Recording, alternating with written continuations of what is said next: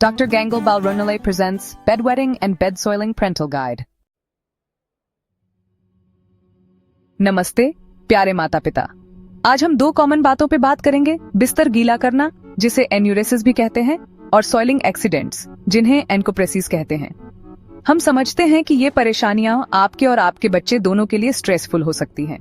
हमारा मकसद आपको हेल्पफुल इन्फॉर्मेशन और सपोर्ट देना है। कई पेरेंट्स इन प्रॉब्लम से डील करते समय वरी और फ्रस्ट्रेशन फील करते हैं। यह याद रखना इम्पोर्टेंट है कि आप अकेले नहीं हैं।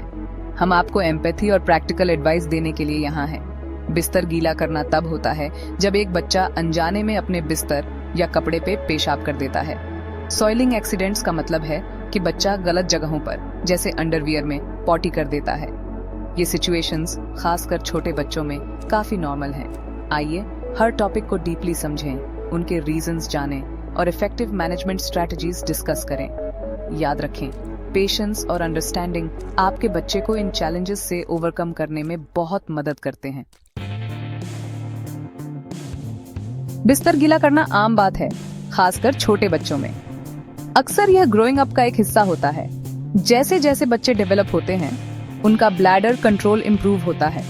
कई फैक्टर्स बिस्तर गीला करने में कंट्रीब्यूट करते हैं। कभी कभी यह सिर्फ मैच्योरिटी की बात होती है। हो सकता है कि बच्चे का ब्लैडर पूरी रात यूरिन होल्ड करने के लिए डेवलप ना हुआ हो। जेनेटिक्स भी रोल प्ले कर सकता है। अगर माता पिता ने बिस्तर गीला करने का एक्सपीरियंस किया है तो उनके बच्चे को भी हो सकता है। गहरी नींद के पैटर्न्स भी एक फैक्टर हो सकते हैं। कुछ बच्चे इतनी गहरी नींद सोते हैं कि जब उनका ब्लैडर फुल होता है तो वे उठते नहीं हैं। ये याद रखना क्रूशल है कि बिस्तर गीला करना बच्चे की गलती नहीं है। ये लेजीनेस या डिफायंस का साइन नहीं है। यह एक मेडिकल कंडीशन है जिसे सही अप्रोच से मैनेज किया जा सकता है।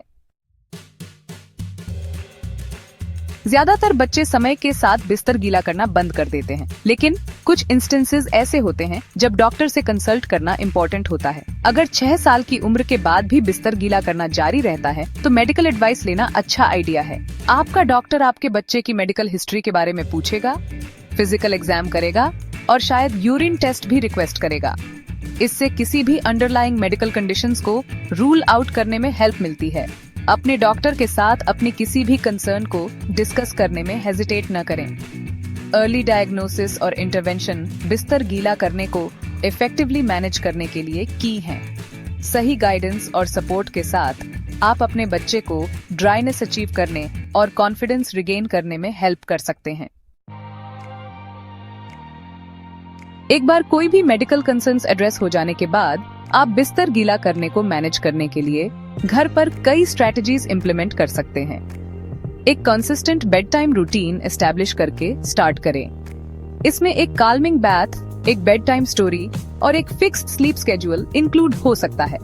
एक रिवॉर्ड सिस्टम कमाल कर सकता है। एक चार्ट बनाएं और अपने बच्चे को हर ड्राई नाइट के लिए एक स्टार दें। माइलस्टोन्स को एक साथ सेलिब्रेट करें। पॉजिटिव रीइंफोर्समेंट पनिशमेंट से ज्यादा इफेक्टिव है। अपने बच्चे को सोने से ठीक पहले टॉयलेट यूज करने के लिए इनकरेज करें। आप शाम को उनके फ्लूइड इंटेक को भी लिमिट कर सकते हैं। एक वॉइडिंग डायरी, जहां आप उनके यूरिनेशन पैटर्न्स को ट्रैक करते हैं, वैल्यूएबल इंसाइट्स प्रोवाइड कर सकती है। याद रखें, बिस्तर गीला करने के लिए बच्चे को डांटना या पनिश करना काउंटर प्रोडक्टिव है। इससे शेम और एंजाइटी की फीलिंग्स पैदा हो सकती हैं, जिससे प्रॉब्लम और वर्स हो सकती है। इसकी बजाय पॉजिटिव रीइंफोर्समेंट और सपोर्ट पर फोकस करें। सॉइलिंग एक्सीडेंट्स या एनकोप्रेसिस बच्चों और माता पिता दोनों के लिए इक्वली डिस्ट्रेसिंग हो सकते हैं। एक कॉमन कॉज क्रॉनिक कॉन्स्टिपेशन है, जहां हार्ड स्टूल्स पास करना डिफिकल्ट होता है। इससे बच्चे डर या दर्द के कारण टॉयलेट जाने से अवॉइड कर सकते हैं। यह अवॉइडेंस एक विशियस साइकिल क्रिएट कर सकता है। जितनी देर तक स्टूल रेक्टम में रहता है वह उतना ही बड़ा और हार्ड होता जाता है, जिससे उसे पास करना और भी पेनफुल हो जाता है। इससे लीकेज, सॉइलिंग और इमोशनल डिस्ट्रेस हो सकता है। एनकोप्रेसिस को एड्रेस करने में अक्सर अप्रोचेस का कॉम्बिनेशन इन्वॉल्व होता है। स्टूल्स को सॉफ्टन करने के लिए प्लेंटी ऑफ फ्रूट्स, वेजिटेबल्स और फ्लूइड्स वाली एक फाइबर रिच डाइट क्रूशियल है। कुछ केसेस में कॉन्स्टिपेशन में हेल्प करने के लिए मेडिकेशंस प्रिस्क्राइब की जा सकती हैं। टॉयलेट ट्रेनिंग के दौरान जेंटल इंकरेजमेंट और पॉजिटिव रीइंफोर्समेंट एसेंशियल हैं। एक सपोर्टिव एनवायरनमेंट क्रिएट करें जहां आपका बच्चा अपने बाउल मूवमेंट्स डिस्कस करने में कंफर्टेबल फील करे। बिस्तर गीला करना और सॉइलिंग एक्सीडेंट्स दोनों ही कॉमन चाइल्डहुड चैलेंजेस हैं, जिन्हें इफेक्टिवली मैनेज किया जा सकता है। याद रखें कि पेशेंस, अंडरस्टैंडिंग और पॉजिटिव रीइंफोर्समेंट आपके सबसे बड़े एलाइज हैं। हर बच्चा अलग होता है और अपनी पेस से डेवलप होता है। छोटी विक्ट्रीज सेलिब्रेट करें, अनवेवरिंग सपोर्ट प्रोवाइड करें और एक टीम की तरह मिलकर काम करें।